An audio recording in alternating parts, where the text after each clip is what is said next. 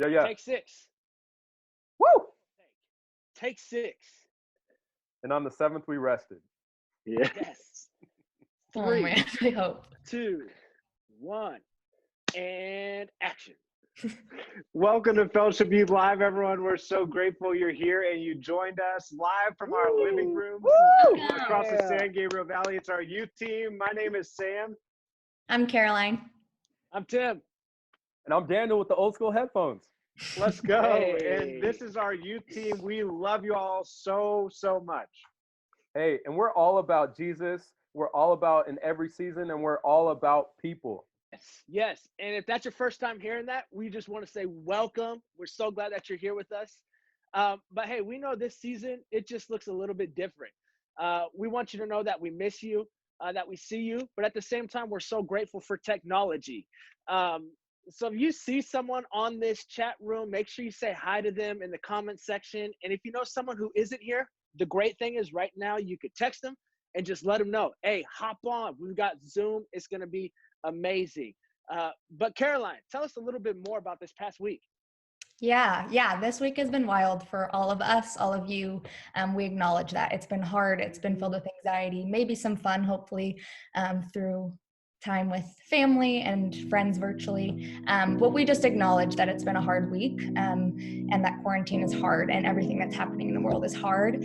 So we want this space specifically to be a space where you can feel encouraged by us, by your leaders, by your peers, and ultimately that you know that God is with you, God is for you, and we are too. So Yeah. It's so good. And here's the reality that we have a certain God in uncertain times. We have a God who is dependable, who's the same yesterday and today and forever. Hebrews 13:8 says Jesus is the same yesterday, today, and forever, that God is unchanging. And in the midst of everything that feels uncertain and everything that feels weird and confusing and even full of anxiety, that God can be trusted, that God is with us, God is for us. And so for the next few moments, here's what we want to do. We want to just unpack a little bit about, and I want you to hear just from our youth pastors, and I'm going to give them a prompt. The prompt is this: God, we love you because you will always be blank. That God is the same yesterday, today, and forever, and that means God will always be fill in the blank here. I want us to hear from our youth pastors. Daniel, let's hear from you first. God, we love you because you will always be blank. Let's go. We love you. You will always be faithful in every season. You see, I love God because of his faithfulness. There's a fascinating life story in the book of Genesis, the first book in the Bible, of a teenager named Joseph. See, he was sold into slavery by his own brothers. Worst case scenario, right? Betrayed by your own family. But here where we first see that the Lord's faithfulness was with Joseph. And as a result, Joseph became successful and found favor with his Egyptian master and was put in charge of everything. That is, until he's thrown into prison after being wrongly accused. Another worst case scenario. But the Lord's faithfulness was with. See, it took 2 whole years, but Joseph finally gets out and is put second in command over all of Egypt until famine comes. Another worst case scenario. So disaster strikes his region while he's in charge, but the famine proved to be a highway of restoration for Joseph because his brothers were forced to come to Egypt as it was the only place that had food for people during the famine. And as a result, Joseph came face to face with the brothers who betrayed him many years before. And what did Joseph do? He forgives them, and their relationship was restored. You see, every time it looked like Joseph was taking 5 steps back, God's faithfulness was actually carrying him 10 steps forward. And I want to encourage you that in a time where it feels like you're taking steps backwards in life, God's faithfulness is always working in your favor in every season. Caroline. Yeah, I think, something that comes to mind for me is God will not stop being provider. That word just keeps coming into my mind, and it feels so encouraging. I think that's a lot easier to believe when we see him providing so obviously, but I think in a time that's challenging, it can be really hard to remember that. So I say that because we've seen that in scripture, caring for the birds, caring for the Israelites, caring for the flowers. And so I think that is, if we can know that, then we can know that he's also providing for us. But again, I recognize and I hold that that's hard to remember in this season. Yeah, so I think for this season, I would just ask you to think about 2 questions. You can talk about this in life groups or just with your family. But I think it's important to look back on times where you've seen God provide for you. So where have you seen God be a provider for you? And how can you remember that in this time? Kind of speak into his faithfulness too, like you were talking about, Daniel. But also, where do you need God to provide right now? I think it's okay to ask God to provide something. And I would just encourage you to share that with someone. And talk about that. So good. Yeah. I want to talk about how I love God because God will always be our foundation. In Psalm 62:2, it says that truly God is my rock and my salvation. He is my fortress. I will never be shaken. In this season, it's so easy to have our foundation as so many different things other than God.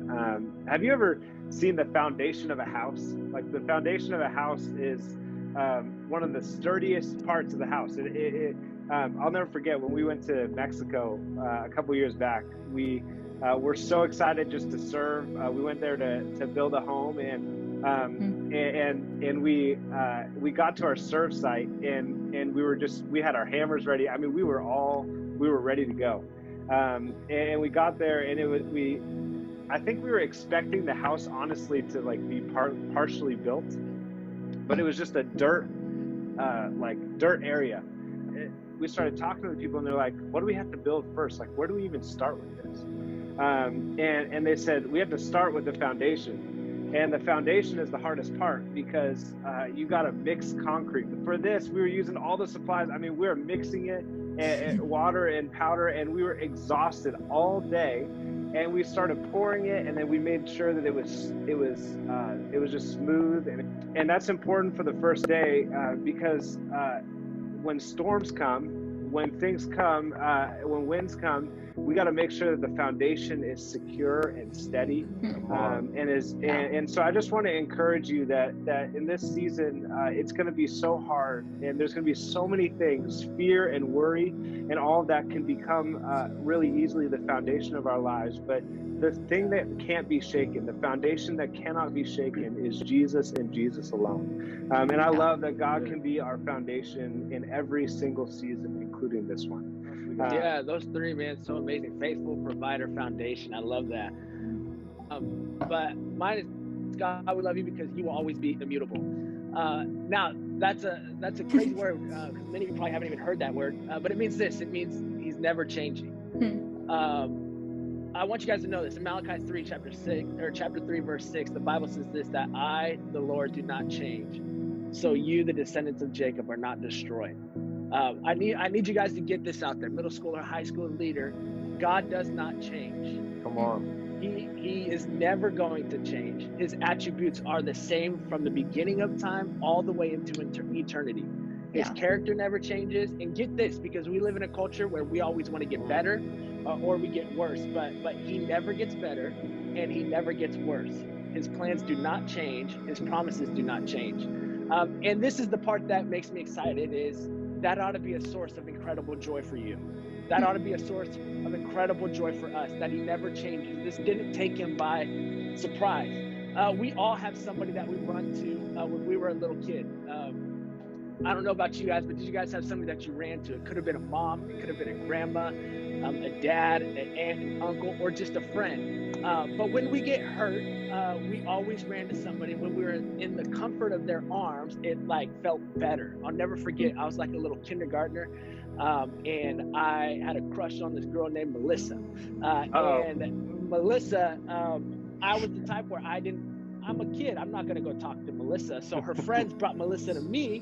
And as soon as they start bringing her to me, I took off and ran the other way. But I didn't see the pole, the poles that you slide down, the fireman pole. And so I ran right into the fireman pole, and I did the most manly thing you could have did. I started bawling right there in the playground in front of Melissa. And it was funny. But I remember I cried until my mom came in. And once my mom got there and I was in her arms, I felt secure. I felt safe. I felt comfortable. But check this out. Here's the part that I really want to hit, because this is why we ought to be joyful in this season, because God's never changing. It means this, that God is always dependable. So God's dependable in this season. I knew my mom would show up, and I was dependent on her showing up so she could take care of me and comfort me in this season. So I want you out there, young ones, high schoolers, middle schoolers, leaders, I want you to hear this, that God is never changing. And because of that, we ought to be joyful, because we can always depend on him. His promises still remain true. The victory is still certain. And so let's just thank God just for him being unchanging. And so, yeah. So Sam, what we got next? We have a certain God in uncertain times. God is the same yesterday, today, and forever.